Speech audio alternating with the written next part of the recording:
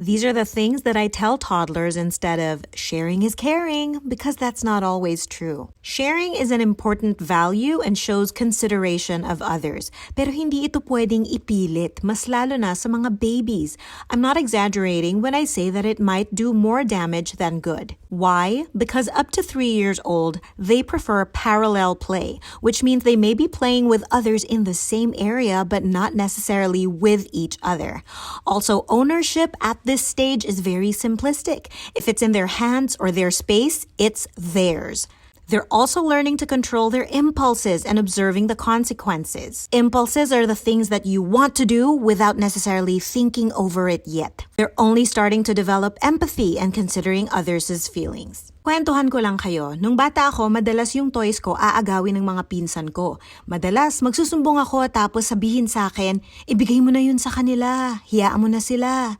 Nung tumanda na lang ako, na-realize ko, bakit? Hindi ba ako importante? Now understanding more about children and as a speech-language pathologist, I learned na ito rin ang concepts na fina-follow ng Montessori method. So hindi ko to gawa-gawa. Forcing toddlers to share may send the wrong messages, that they have no control over their own situation, or their wants and needs are not important, or grabbing or taking another's is just okay, they can get away with it, and that there are no other options for resolving this kind of conflict. So instead, I emphasize taking turns. So to the person who grabs something, I say, okay, wait lang, they're using that right now, let's wait for our turn. Sometimes they will listen to this, sometimes they won't, so we can add, waiting can be hard. Why don't we go look for something else to do until it's our turn? You can try to give them different toys while they're waiting. Saying these can help the child understand delayed gratification, hindi lahat ng bagay makukuha mo kung kailan mo lang siya gusto,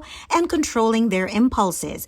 It also makes them think about, how do I solve this kind of problem? You can also cue them by asking, maybe we can play with it together. Do you want to ask permission?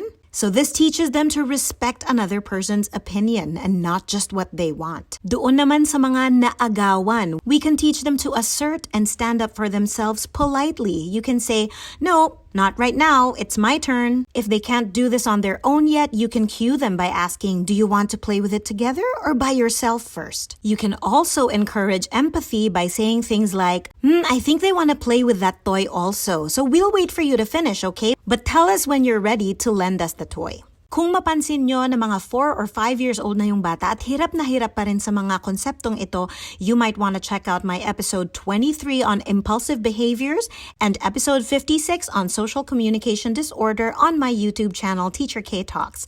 Hanggang sa muli, happy talking and mabuhay!